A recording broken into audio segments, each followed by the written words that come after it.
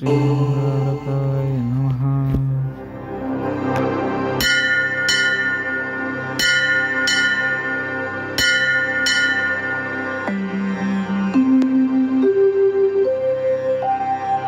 अथ अंगारककवचम्।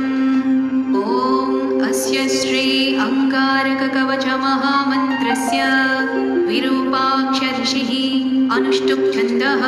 अंगारको देवता अं बीजं सं शक्तिः रं कीलकं मम अंगारकप्रसादसिद्ध्यर्थे जपे विनियोगः।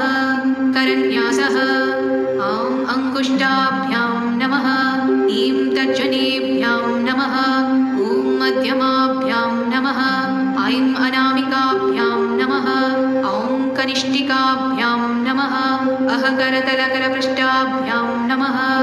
अङ्गन्यासः ॐ हृदयाय नमः, ईं शिरसे स्वाहा, ॐ शिखायै वषटे, ऐं कवचाय हुं, ॐ नेत्रत्रयाय वौषटे, अहस्त्राय फटे, भूर्भुवस्सुवरोमिति दिग्बन्धः।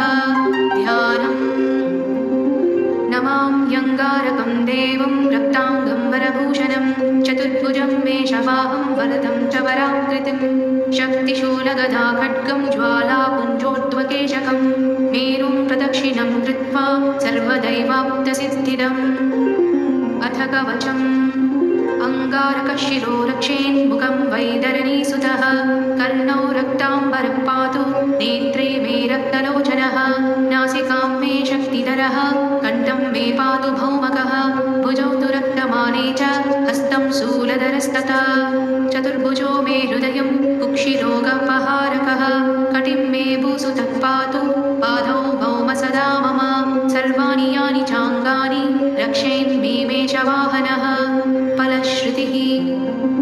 य इदं कवचं दिव्यं सर्वशत्रुविनाशनं, भूतप्रेतपिशाचानां नाशनं सर्वसिद्धिदं, सर्वरोगहरं चैव सर्वसम्पत्प्रदं शुभं, भुक्तिमुक्तिप्रदं निर्णां सर्वसौभाग्यवर्धनम्, ऋणबन्धविमोकं च सत्यमेव न संशयः, स्तोत्रपाठं तु संकुर्यात् देवस्याग्रे समाहितः, रक्तगन्धाक्षतैः पुष्पैः धूपदीपगुलोदनैः, मङ्गलं पूजयित्वा तु मङ्गलानि सर्वदा, प्रमनो पूजयेत्पश्चात् चतुरो द्वादशाथवा, अनेन विधिना यस्तु कृत्वा व्रतमनुत्तमं, व्रतं तदेत कुर्वेद सप्तवारेषु वा यदि, तस्य शास्त्रायुत्फलानि वह्नि स्याच्चन्द्रशीतलः, न चैव व्यदयन्त्येन्यं मृगपक्षी गजादयः, महादतमसि प्राप्ते मार्ताण्डस्योदयादिव,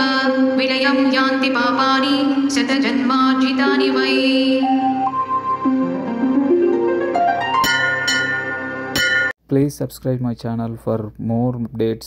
God Songs Power.